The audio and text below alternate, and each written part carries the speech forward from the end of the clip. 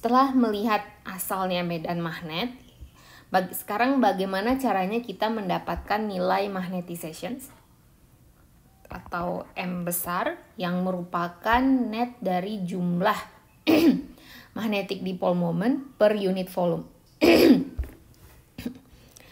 Ya. Sebelumnya kita sudah membahas bahwa dengan adanya magnetic dipole moment kita bisa menghasilkan medan magnet. Ya. Misalnya pada elektron kita punya orbital moment dan spin moment. Kemudian pada konduktor seperti pada gambar di bawah ini, kalau ada arus di lingkaran merah ini, maka kita akan punya medan magnet yang berwarna biru. Ya, ini dia medan magnet yang berwarna biru. Nah, dari sini kita bisa punya magnetic dipole moment atau μm yang arahnya searah dengan medan magnet. Jadi yang seperti yang disebutkan di slide awal, yaitu magnetic dipole moment ini dianggap seperti magnet kecil yang terdiri dari kutub utara dan selatan.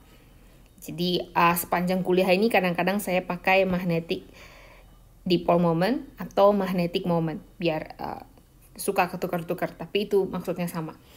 Nah, dan juga jangan tercampur antara magnetic dipole moment dengan permeability. Dia simbolnya sama-sama pakai mu.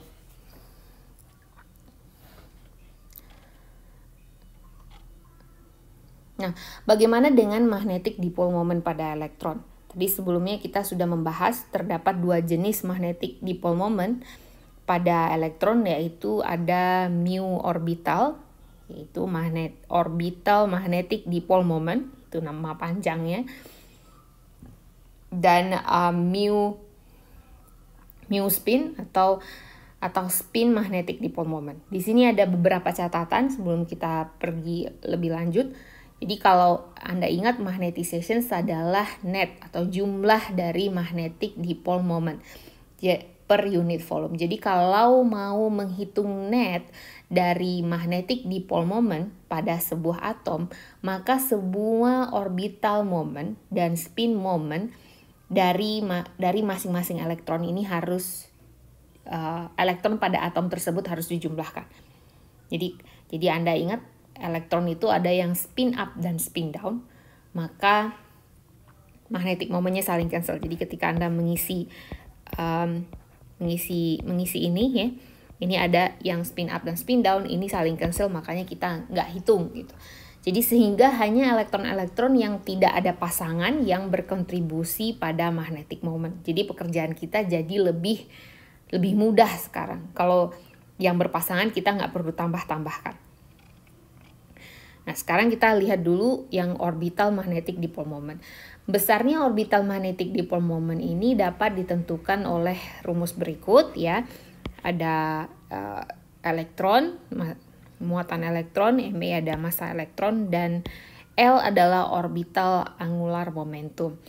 Ini arahnya ini berlawanan dengan arah mu orbital ini, di L di sini. Sedangkan untuk spin magnetic dipole moment memiliki rumus sebagai berikut ya. Berbedanya adalah ini ada angka 2 di sini nggak ada, dan di sini adalah intrinsic angular momentum, sedangkan L di sini adalah orbital angular momentum.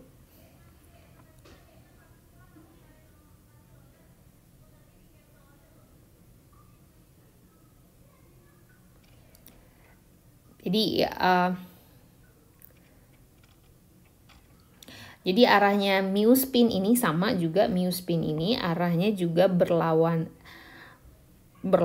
dengan arah S. Jadi kalau misalnya kita kasih nilai, misalnya kita kasih medan magnet eksternal dengan nilai B ya ke arah sini, maka arah mu Z-nya akan searah dengan arah Z. Misalnya ada medan magnet eksternal dengan arah Z, maka mu Z-nya akan searah dengan medan magnet tersebut. Nah, kembali lagi ke rumus mu orbital dan mu spin, di mana L adalah orbital angular momentum, ya. Nah, orbital angular momentum ini, LZ ini, kalau misalnya kita kasih medan magnet ke arah Z, ya, medan magnet eksternal ke arah Z, maka LZ ini adalah bilangan kuantum ml dikali Planck constant. Sedangkan S atau intrinsic angular momentum ini sebanding dengan setengahnya Planck constant, ya. Jadi untuk memudahkan Anda ketika menyelesaikan mu spin dan mu orbital ini, kita ada yang namanya Bohr, kita definisikan yang namanya Bohr magneton. Jadi konstanta Bohr magneton yang merupakan bilangan yang diambil dari angka ini. Jadi muatan elektron dikali Planck constant dibagi 2 kali massa elektron. Nah, dari sini Anda bisa menghitung besarnya mu orbital dan mu spin dari masing-masing atom. Jadi rumus yang ini kita sederhanakan, ya, karena ini rumit, ya. Jadi di sini kita bisa sederhanakan untuk mu orbital adalah untuk masing-masing elektron, ya. Untuk masing-masing elektron, mu orbitalnya adalah besarnya magnetic quantum number dari elektron tersebut dikali dengan Bohr magneton. Ya.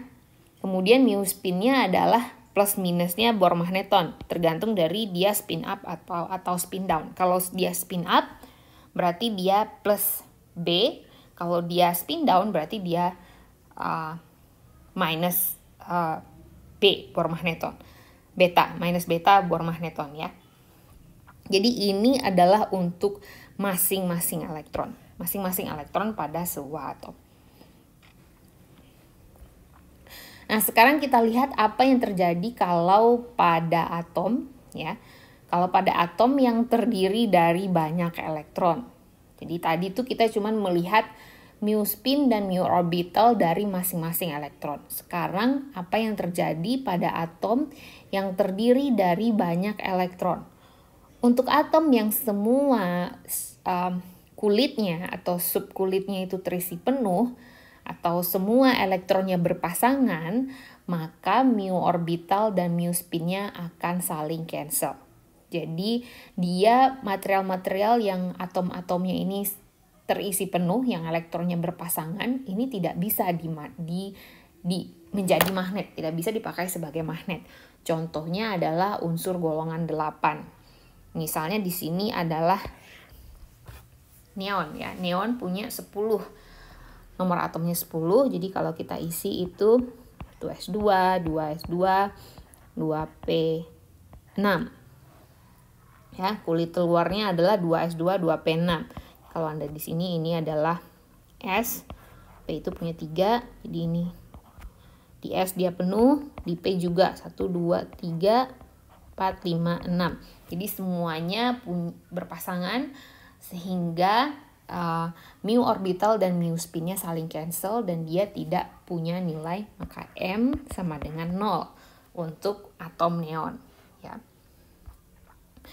Nah, bagaimana dengan atom yang tidak terisi penuh? Maka atom ini akan memiliki net mu orbital dan mu spin. Misalnya elektron nomor atomnya oksigen nomor atomnya adalah 8. Jadi kalau kita ini ada 1s2, 2s2 dan 2p4. Jadi kalau terluarnya adalah 2s2 dan 2p4, maka di sini itu ke atas, terus di sini 1 2 3 4. Maka kita lihat di sini untuk ini adalah ml-nya, ya. Jadi di sini kalau mau nyari mu orbital adalah kita lihat yang tidak ada pasangan 0 tambah 1, maka dia punya 1b. Sedangkan mu spinnya, untuk mu spin kita punya ada 2, 1, 2. Ini ada 2 Bohr magneton. Jadi beginilah caranya kita menghitung mu orbital dan mu spin dari atom yang